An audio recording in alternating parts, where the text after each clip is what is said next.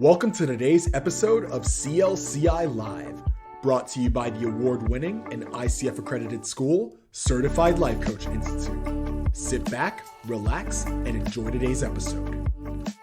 Hello, everybody. What's up? What's going on? Welcome to CLCI Live. And we've got a big crew with us today. We've got already audio problems with this crew. So before we get started, we want to remind everyone to like, comment, share. No, that's at the end. What am I supposed to say? I'm supposed to say comment. Yes, please comment. We would love to hear what you have to say. Even though we have a lot of people in this crew, we know that you have something to add and we would love to hear it. So, did I miss anything? What's our topic today? You know, I'm going to let somebody else introduce our topic. Who is the lucky winner? I'll do it. Let's go. I'll take a swing at it. So today we're going to talk about why this thing up here in our brain housing groups are so hardwired to focus on the negatives and what we can do to focus more on the positives. So that's going to be our topic for today.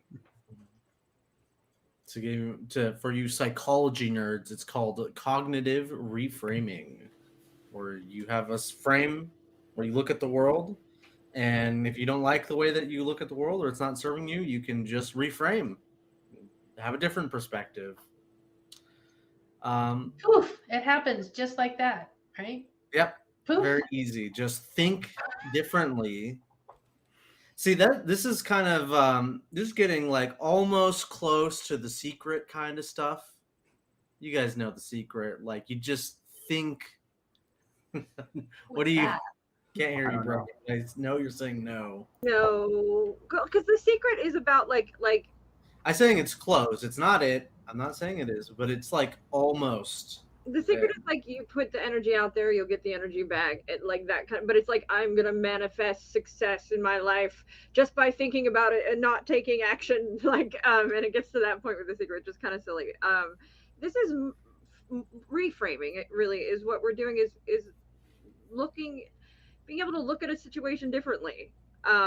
We don't have to get all spooky woo-woo secret with it. This is something that's very grounded in hard and fast, capable of proving the results kind of ways. I'm going to be a butthead now and say, isn't there only one correct way to look at a situation?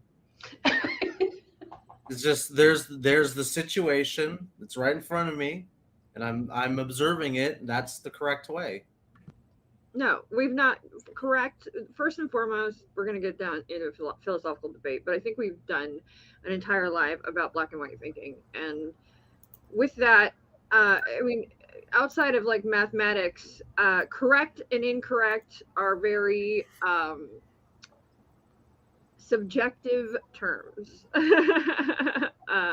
So I would caution anybody to be delving into this is the correct way to look at things. Like, well, maybe it's not. And it could be different from person to person. Mm-hmm. Also, when we talk about this, one of the things I want to talk about is first, like, our experience in this space, and then also how it applies to coaching. So I think that it's important for us to address like our experience first, because that's sort of the human, tangible way of us to understand these things, and then we can take that and apply it to the coaching space. So what do we think reframing is about? Like, what does reframing mean to you guys?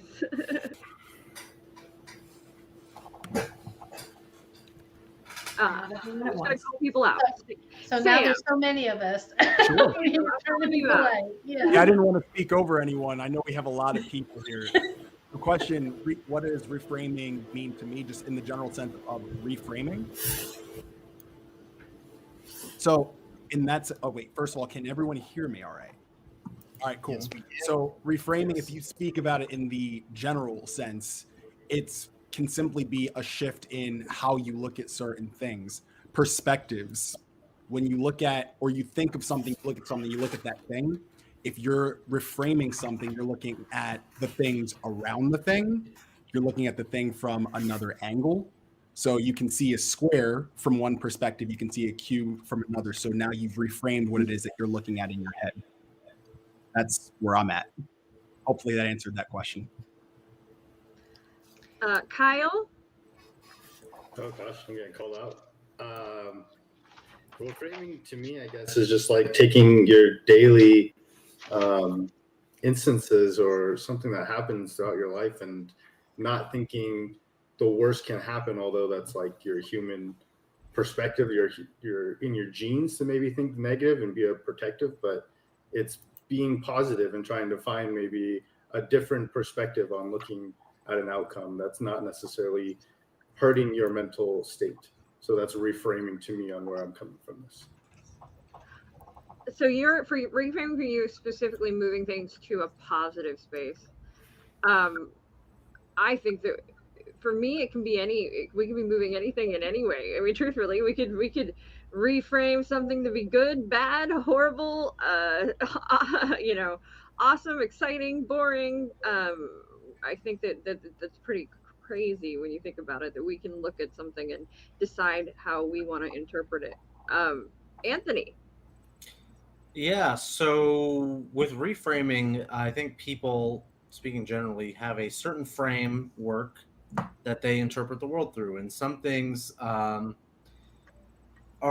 under the surface, and you're not really, cognizant of it all the time. So I come with a frame where I'm a man. I live in the United States, California. I have certain liberal points of view, and I, live in the 21st century. So I approach things in a certain framework.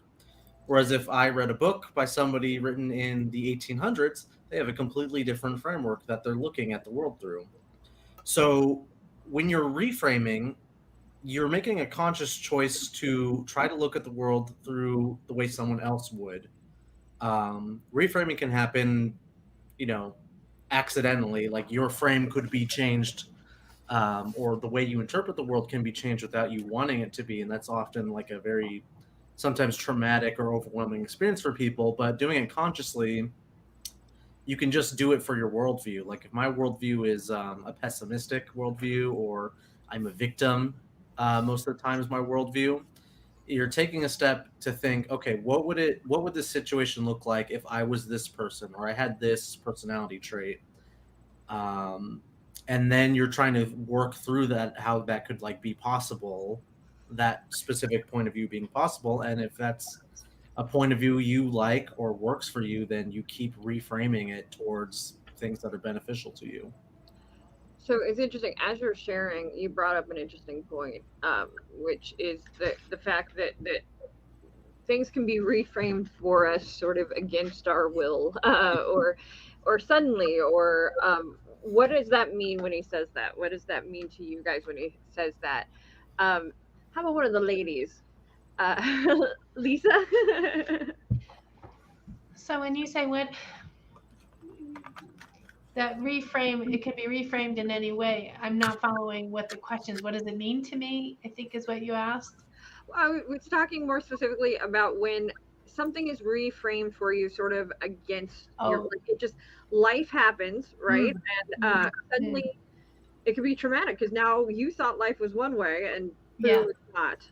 Yeah, I thought of an instance, someone misinterpreting the intentions. Like, say I had a set of intentions, I thought I was following through with those intentions, and they misinterpreted what I view as a misinterpretation, but they view it as a completely different frame of reference.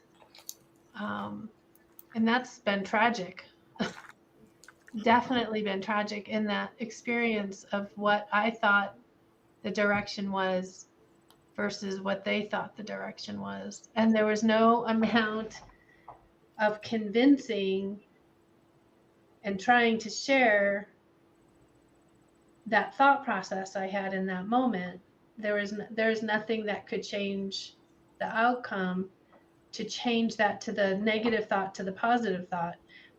That's heartbreaking experience. Where'd Brooke go? She is not. I'm hiding so you can't see me. There we Um, go. so as you were sharing, I can think of a couple like tangible examples of maybe traumatic reframes. Is let's say you have a spouse that cheats on you, and you think that the world is one way, and suddenly, boom! Oh my goodness! Now Yeah. I'm seeing everything that's happened over the last Different. year Yeah. from a whole new lens, and every little action, every little thing, every little question, every little becomes now seen in a totally different light, right? Yeah. Yeah. Sam, Trust is blown. What's up? I saw you like. No, I'm listening to this because I know people who've gone through that. I've lived with people who have gone through that. And it's, I don't say interesting in a way where it's like, oh, that's really interesting in a good way. It's interesting to see how their worldviews are so warped by that one thing. And it's actually really sad coming from somebody who's married to hear what someone says about marriage, about women, about dating, love, and relationships. I have one way that I look at things because of my upbringings and even some of the things I've gone through.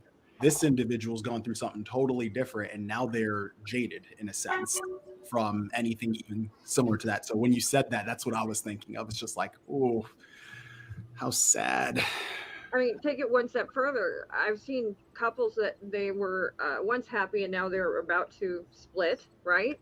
And suddenly you've heard this phrase, all the cute things that they do now annoy me. Like you've heard people say that. So annoying. All of the, then yeah, I mean, no, everything he doesn't do, and they start to speak in these very grand, like he doesn't ever do anything. There's nothing he's ever done for me. There's nothing. I mean, you sort of get to these polar thinking spaces.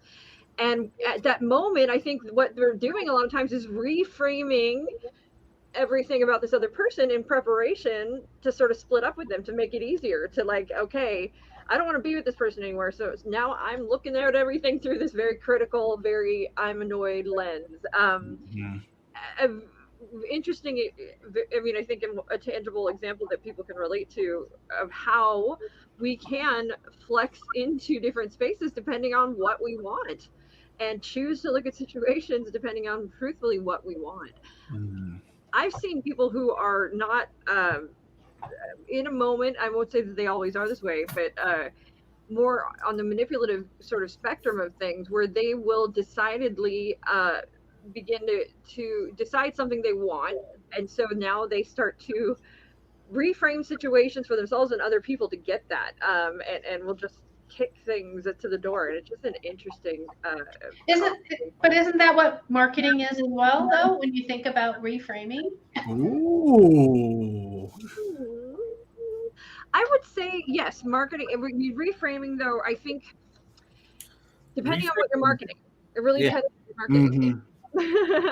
If you've got a brand new product, you probably don't have a need for a reframe unless maybe it's a new invention that rethinks the way you drink water or something like that, right? Well, there's no, in marketing, there's not really a reframing that's happening. It's the process of framing in the first place for your whoever your ideal client is. So you get to decide what your message, how it frames your coaching and the services you're offering.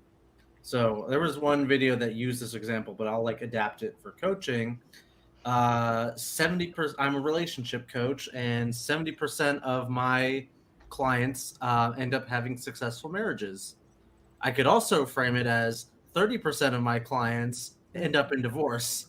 There's different ways to frame it, and you will find greatly different levels of success depending on how you frame your message to your ideal clients. But that's like outside of the coaching. That's more so your marketing.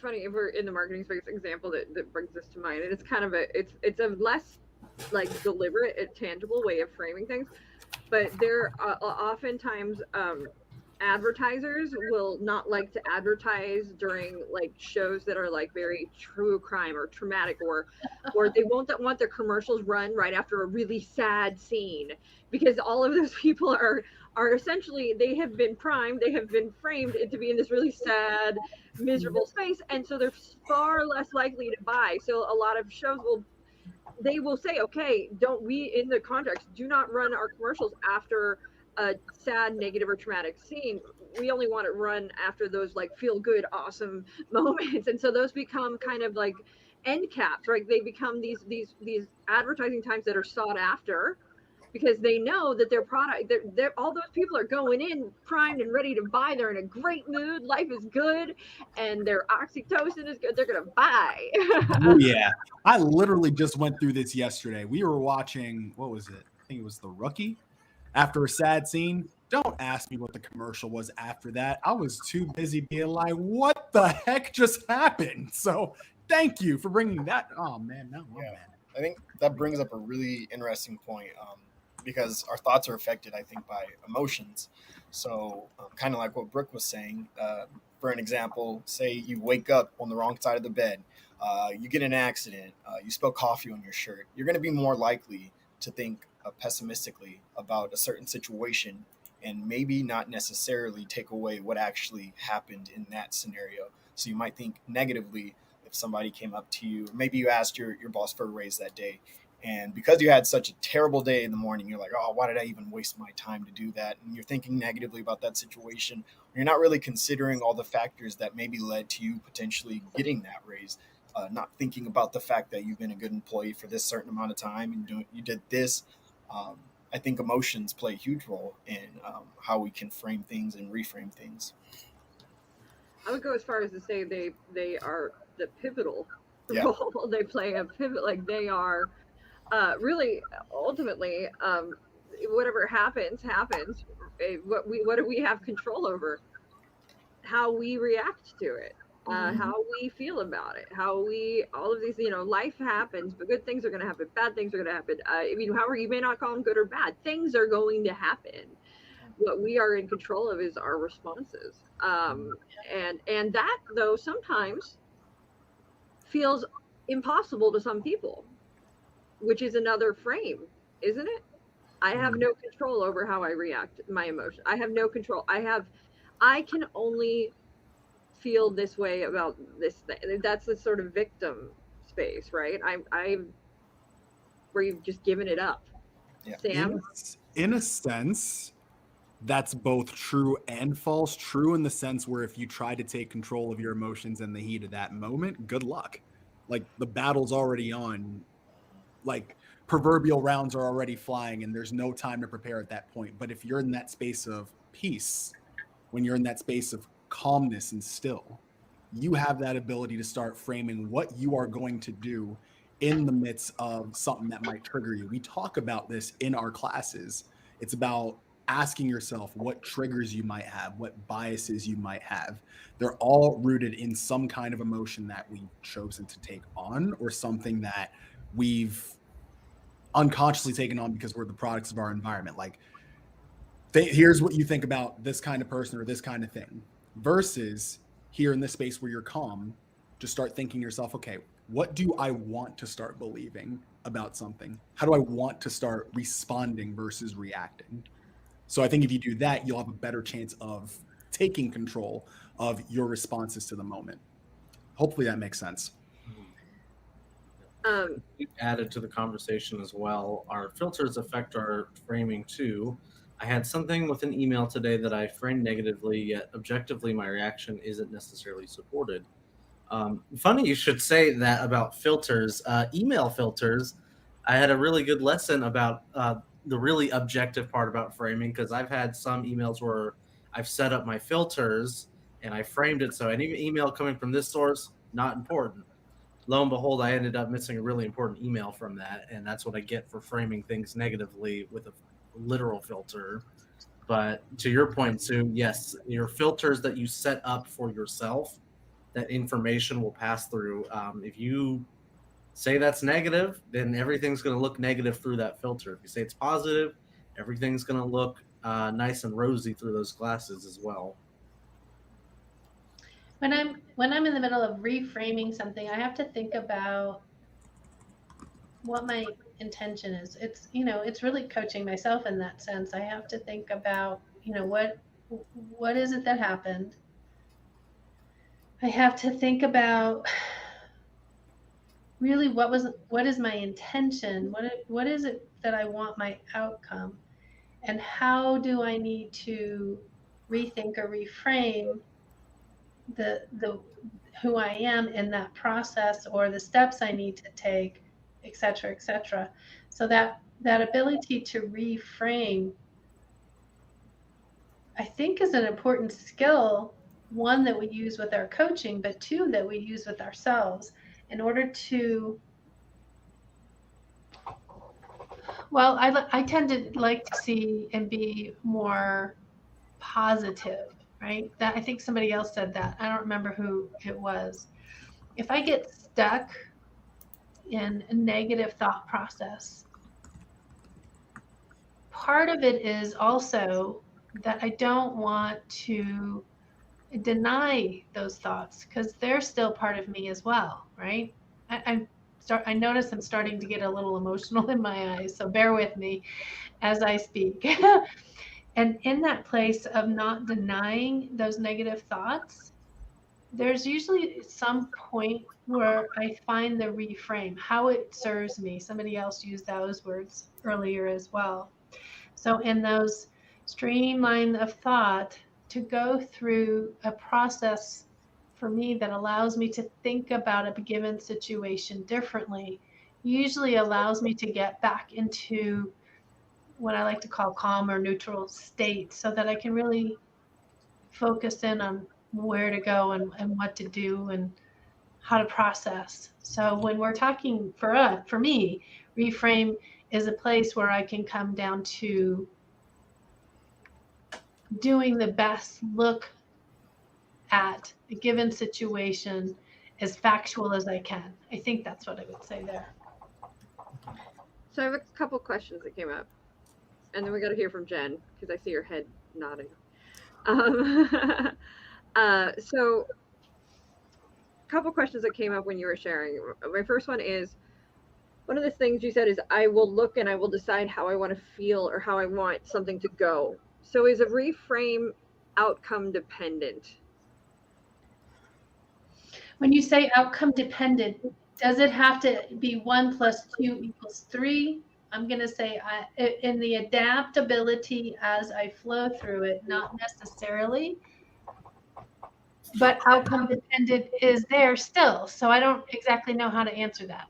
Well, with clients, we don't know the outcomes when we're Right. coaching with them, but the client can frame however they feel about whatever outcome is. So they can, I'll ask them in a session, how would you feel if this didn't work out? How would you feel if this did work out?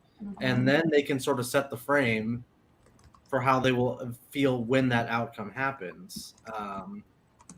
Hopefully, things go their way, but that's not always the case.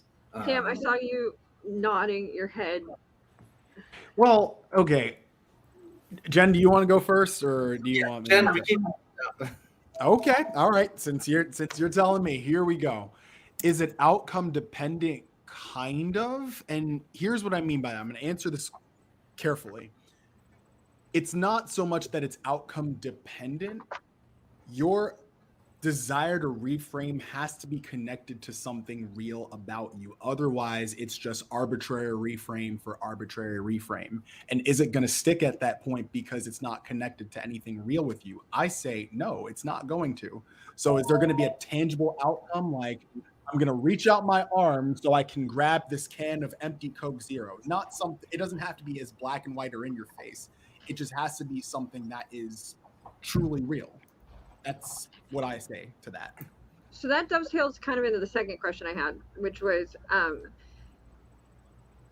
it's in the same space. So I'm not even going to comment on what was just shared, because when we talk about reframing,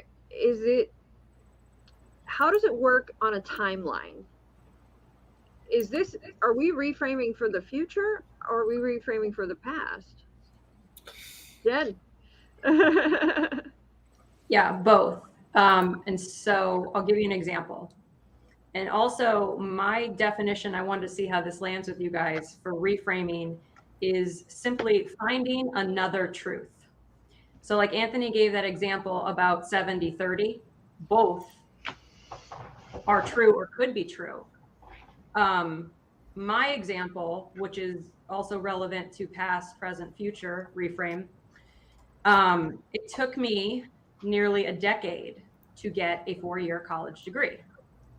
I used to think that that made me not great. I used to think that that made me negative things. I used to feel shame about it. I used to be embarrassed about it. And then the reframe that I built into my life that has changed the way I feel about that experience and the way I feel about myself is that I acknowledge that it took me nearly a decade to get a 4-year college degree because I had an undiagnosed disease that was causing me to have excessive sleepiness. So I was falling asleep for 10 years trying to get a 4-year degree. And I used to feel ashamed about that. And when I shifted it to, not that it took me 10 years to get a college degree, but I got a college degree despite the fact that I was falling asleep every day in class for 10 years. Holy shit. That's amazing. It changed everything for me going forward. It's a reframe from my past, but it affects how I feel about myself now and how I go forward and talk to other people. And so I would agree with you. It's a now and going forward. It's not reframing the past because you can't really reframe. You can't change how you thought in your history. You can change today on what your thoughts are about a given situation that you had in your history. Okay. So it's the now. I can plant this. I know what this means to me. And that creates a little neural connection in your brain that says, aha, I've got this neural path now that now I can build on for future concepts. So when you were sharing, that's what I was hearing. I heard how you took your experience, you shared how you had thought about it, you changed your interpretation of it, and then that opens the possibilities for all of these amazing future concepts. Thanks for sharing. So Jen reminded me of a hardcore reframe I did. I got hard, and it was actually like a twofold reframe. It was like 2 times over reframe. And this was a reframing that took like years to get into effect essentially, but because it was a process. It was a process for me, and this is around my my attack. I was almost murdered, and when you come out of something like that where you've almost been murdered, there's so many things that happen with you psychologically. Like, I can't trust myself. How did I get into this situation? How did this happen to me?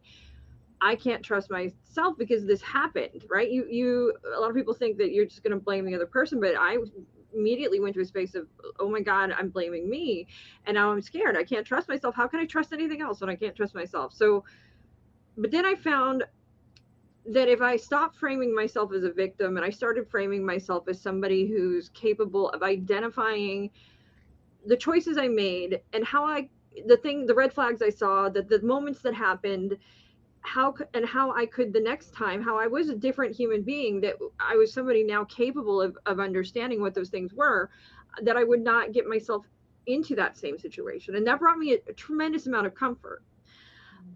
I still had fear though. I still had all this fear. I still had all these things. And I, the whole time I was thinking, oh my God, I can't trust myself. How can I trust myself coming out of this?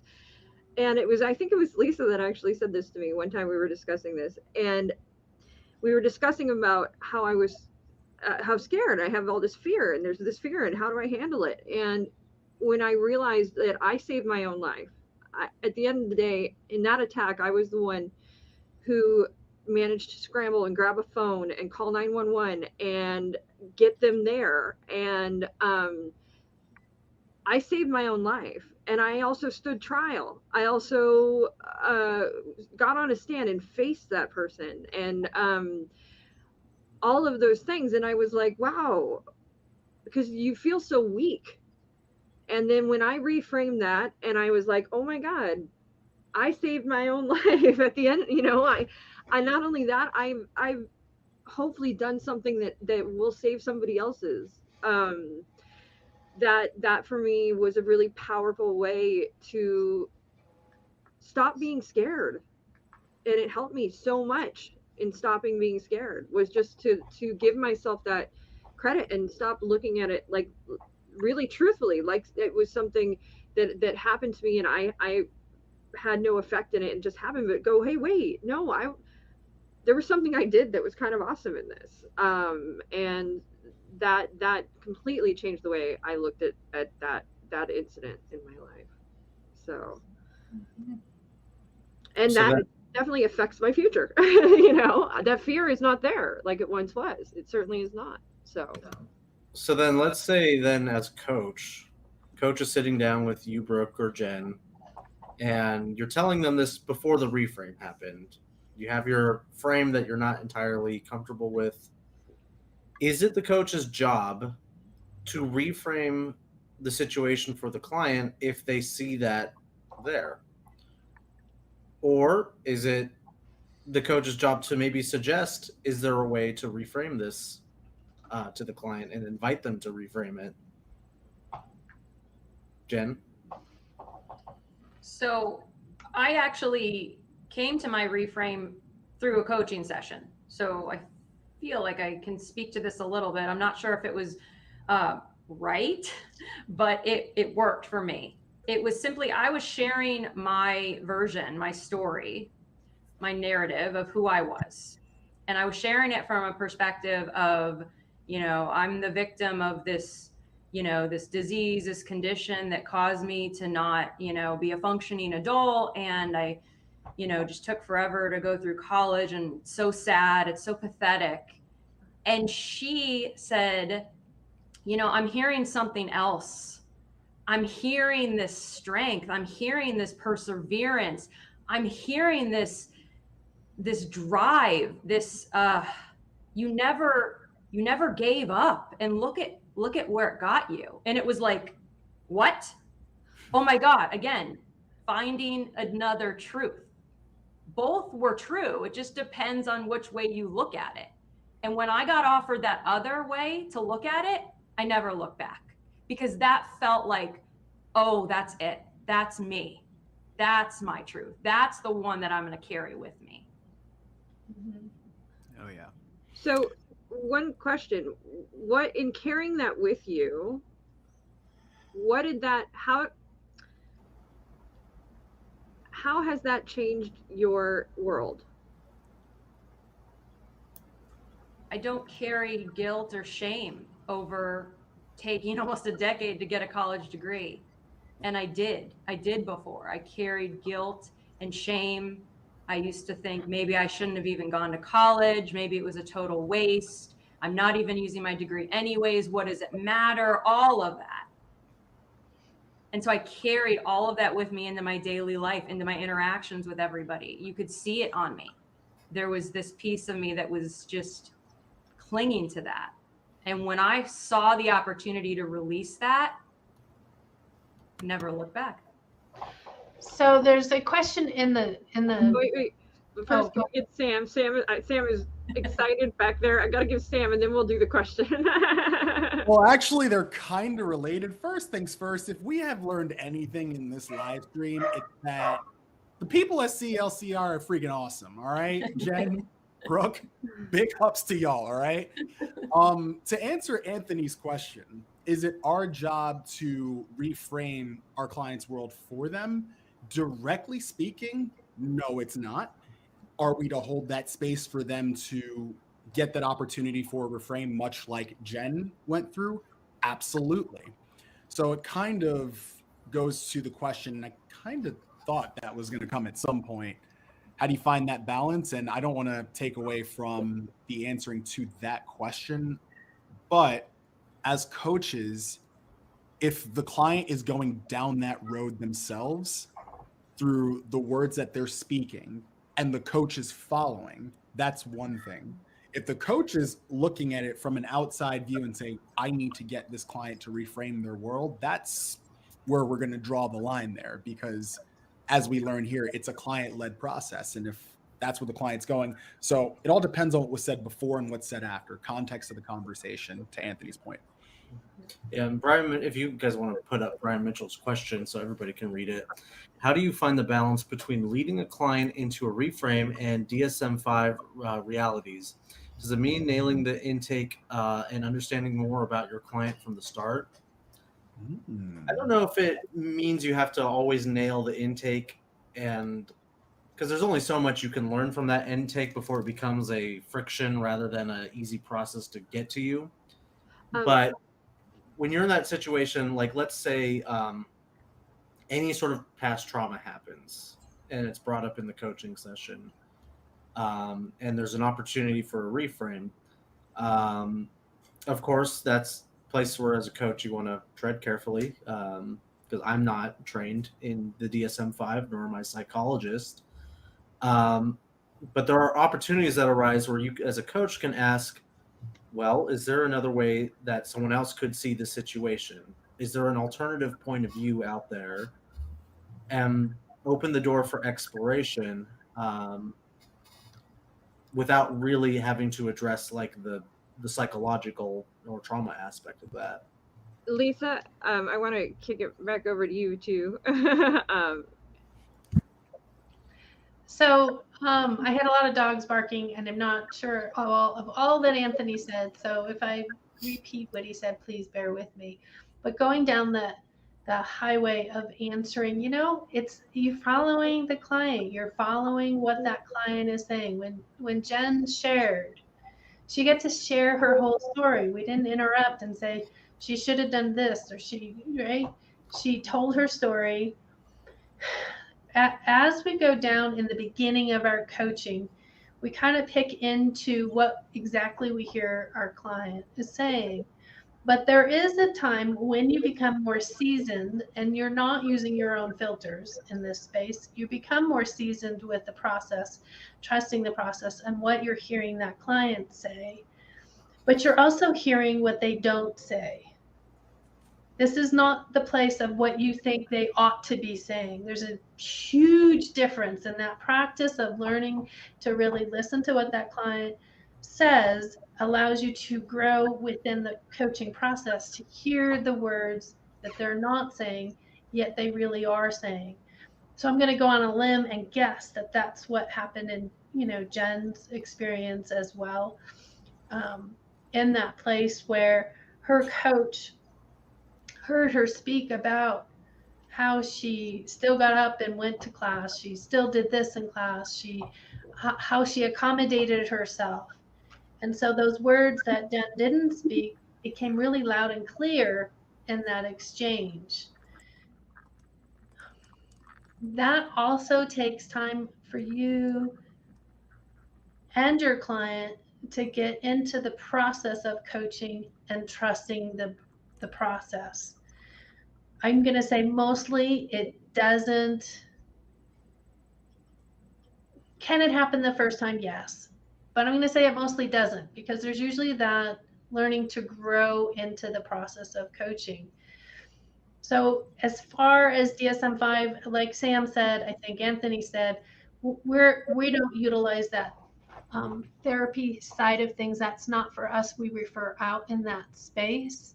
Nailing the intake, I think nailing is an expectation that may disengage the ability to grow into the experience of that coaching session. Understanding that client, there's times that I have gotten a client in that first session and we are down that reframe highway rather quickly. As there are other times we might be in session 7 before it ever comes out. So anyway. Yeah, Brooke. One question, okay, so where I think that if we look at the question, and I'm just probably being really analytical here, but how do you find balance between leading a client into a reframe and DSM-5 realities?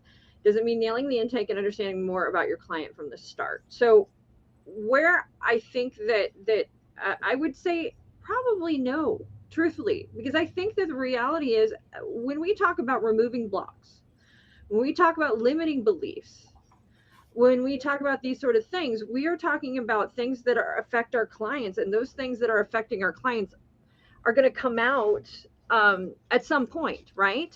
And we're going to have to ask questions around them. I think the big difference between knowing that people are human and have experience and have limited beliefs, have things in their past that probably could serve them to reframe, and somebody who is suffering currently through a trauma and is still very much in that space where they haven't processed it. Somebody who's got a genuine clinical DSM-5 thing going on. I think that we need to take the time to really learn, I guess, what those differences are, so that we can then go, okay, wait, people will have moments. I mean, the way we teach how to, that is part of coaching. So I think it would be unrealistic to not think that our clients at some point won't bring up things like Jen has, where they, oh, well, and it's probably going to be in passing. It'll probably be said lightly, or it'll be said, I can't do that. And that's when we ask why, and we start to inquire. And those, I think, become where these really pivotal reframe moments happen. But I do think reframing is a very pivotal part of coaching. Yep. So what we've been addressing with the reframing has been a lot to do with the past, which we as coaches don't really tend to dwell in the past so much. At least in our training, we're more future oriented, because dwelling in the past can get into some muddy issues, such as like coaching the ghost, therapy, accidentally giving therapy or mental health advice, things like that. So how do we transition reframing from strictly how a client views their past or a past situation and applying it to the future and how they're going to act differently with a new frame in mind? A simple question: how does that serve you? Mm-hmm. What's going on with you today? Yeah. Something along those lines. I think too, if we're talking about, you know, like for me specifically with my example, I had a lot of fear. That fear was preventing me from getting out there and meeting people in the world and making friends, right? So my goal in that situation would be, well, I want to get out there and make friends. This is something I want to do. Well, but I got all this fear, and I feel like I'm scared that I can't trust myself. I'm scared that these things, and so for a coach, if that's what I came to you guys with, where I want to make friends, but you know, I have a lot of fear around it. I feel like, you know, I've had some pretty crazy things happen in my past, and it's made me afraid to interact with people. But I know that's something I want to do, and I'm here because I want to make a plan to do that. What would you guys ask in that space? I'll take a swing at it. First things first, it really all depends on how many sessions this is with you. If I know that if I've been with you several times in a coaching session, I might be a little bit more, not like provocative, but challenging in the sense, okay, so repeat what you said before, Brooke. Like, what's the action plan that you want to walk away with? So I want to walk away. I want to start getting out there and meeting people. I'm tired of being alone all the time, and I want to get out there and I want to meet people. Okay. So what will you need to see to know that you're not alone? That might be a question I ask. Ooh, that's a powerful question, by the way. It's an interesting one too, though, because I think for me, it's less about being alone and being loneliness in this moment, and more about, but I guess it was too. It certainly was. But yeah, I wanted human connection. I wanted like real life, in person human connection. I wanted to be able to get out and interact in person with other people. So how will I know that I will be doing that? Right. And then the other side of that too is I don't want to be asking myself if I'm going to live every time I leave my house. Like in every social situation I go into, I have a moment where I go, am I going to am I going to live through this? And it creates a whole panic. And so then I would really like to stop doing that. Like I would like to just get out there and just go and have it be unafraid. Be just like, I'm going to get out there and I'm going to see people and it's not going to be terrifying. So then with two things that you brought up, is the alleviation of loneliness the same, or does it produce the same outcome as finding human connection? I wouldn't say I'm doing this because I'm lonely. I'm doing this because I'm ultimately an extrovert that's been living a life as an introvert, and it doesn't know. I don't know how to. I don't know how to just put myself out there. Like it feel like, you know, and this is the true me when, you know, I feel like I've gotten through a lot of this, but the true me then, and even I have moments of this now. There's me at 20. I knew what to do, where to go, how to meet people. It was no problem. And there was so many situations where that opportunity presented itself. Me at 40, it seems exponentially more difficult. And often coupled with all these fears and concerns and other things. And it's a lot of times don't even know where to start, so I don't even try.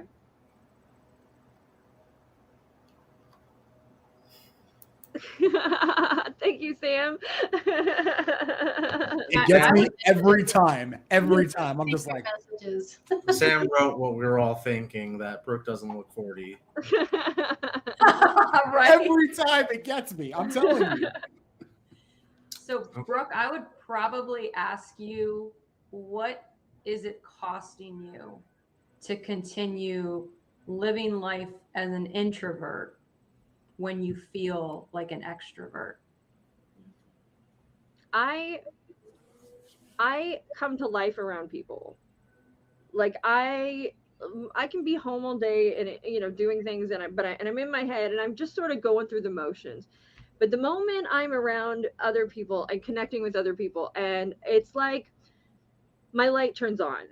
It's like bliss. You know, I love interacting with human beings. I love learning about people. I love interacting with them. And so like that's why it was such like a flip for me to be somebody who was so extroverted, social, out there, and now I am not that person, and I don't even know. I'm going into these situations and there's like I don't even know where to start. Right. A lot of times, and there's so much silly insecurity around it too. Yeah. Did anyone notice she didn't even answer the question? What was the question? I missed it, apparently. How did I not answer it? Oh, what is it costing me? Well, it's costing me all of that. It's costing me, for me, there you go, nonlinear right there. It's costing me the price of that feeling, of that, the joy of being around other people, of human connection, of just having a tribe, having a people to hang out with and meet and do things with it, and you know, being bored on a Saturday night and having an option other than watching TV. You know. So I think what maybe we just observed with you, Brooke, wasn't like a total reframe, but the frame got enlarged. Oh, yeah. There's a bigger frame Mhm. that we're working with now that includes the motivational aspects of why you want to have more friends, and the costs of not doing it, and the benefits that you will get from enlarging your social network. Go on. Really good point, and that just brought something to my mind with me, and didn't even an application for reframing that I hadn't even considered. Right, for us as coaches, right? If we as coaches, there's a couple things that go on, right? How are we as coaches framing our clients? Mm-hmm. Mhm. This is, wait, is that a rhetorical question, or is that something? Okay. How are we framing our clients? Ooh, I think that is so. It's something I talk about in level 1. It's like, if the way you look at your clients is going to either create the temptation or stuff down the impulse to give them advice or lead them down a path. If you look at them as somebody who needs your help and needs your insights, and as soon as they say, I don't know, you have that game of advice on quick draw with them, it's because you've looked at them as they won't get the answer without me. But if you look at them as whole, complete, resourceful, innovative, in a sense, even when they don't know, it's going to be much easier for you to lean back and let them figure things out on their own, which is what ICF coaching calls for in the first place. I think a lot of newer coaches too, the initial framework that is kind of assumed is that something is wrong with the client and coaching can fix it. The client is not getting a result they want through coaching. The coach delivers the result. That is not exactly how I think a lot of us here conduct our coaching, but in my personal experience, I don't conduct my coaching that way. Where the coach might be tempted, okay, let's reframe this and then go with a narrative that, either assuages the client's fears or works for them, regardless whether or not it's true or not. It might be a different kind of truth, but you're throwing out the bad truth that's not working and making a new truth that does work. Another way to frame the client is you're making their frame bigger so that they consider the whole truth in its ugly and nicer aspects so that the client can make a well-informed decision and make a well-informed plan how to get what they want.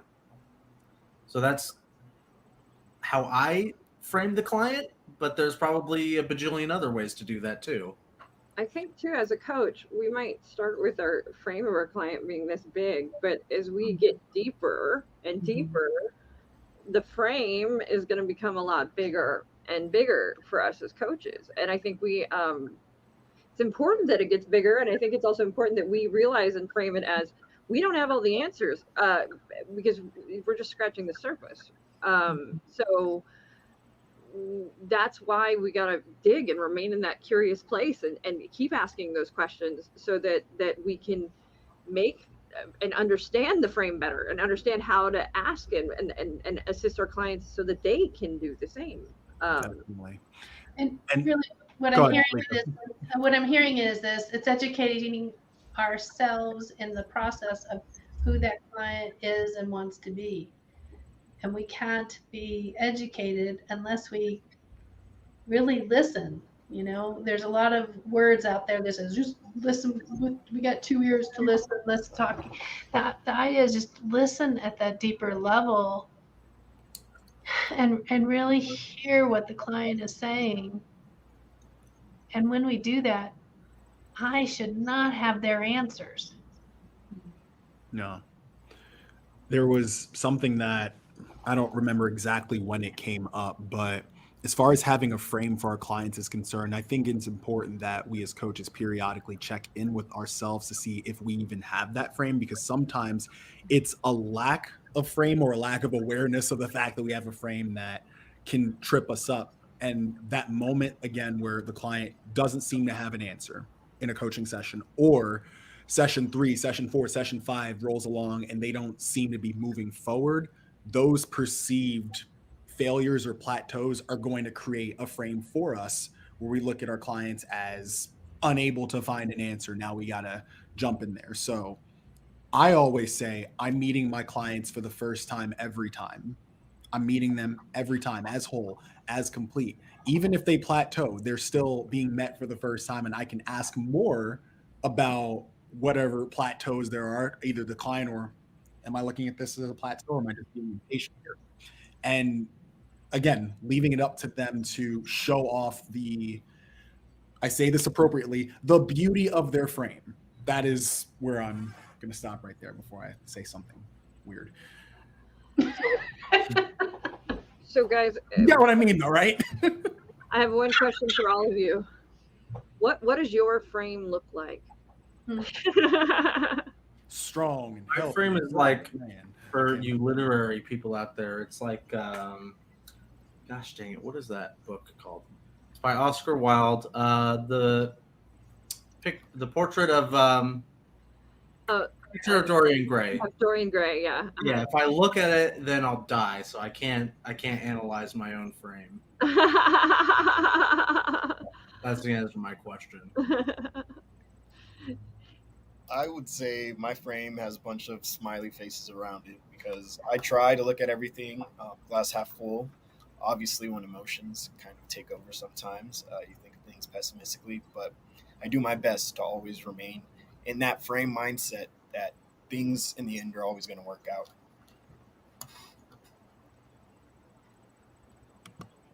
Kyle? Frame look like- Kyle? My frame. I would say my frame is still being worked on being a strong frame. I think there's a lot of still figuring out to make. I have a lot of time to go to learn life and to deal with some of these. Like Sam said, every day you're a new person and meeting a new person. So I feel like there's a lot of framework to still be built, but I do see a lot of positive on one side and a lot of work to be doing maybe on the other. Sue shared her frame. My frame is changing colors and shape, getting bigger to see the farthest horizon and space around it and the wonder and adventure in it. She beats Lisa, us all. Ben, Sam, Jerome, what are your frames? I think I just said mine, right? Yeah, Oh. we heard. Yeah. So Jen, Sam, Lisa. Go ahead, Jen.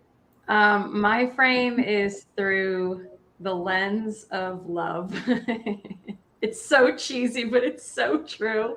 And also empowerment, love and empowerment. I am always looking for more. And when I'm in a situation or I see others in a situation where they may be missing that lens, I offer it. For what it's worth, Jen, I don't think that was cheesy at all. The frame of love, even if you think it sounds cheesy, like, listen, this world needs it, all right? Yeah, everybody likes cheese, okay? So that's, Yes! Yes! Okay. I'm going to eat Jen's frame, apparently.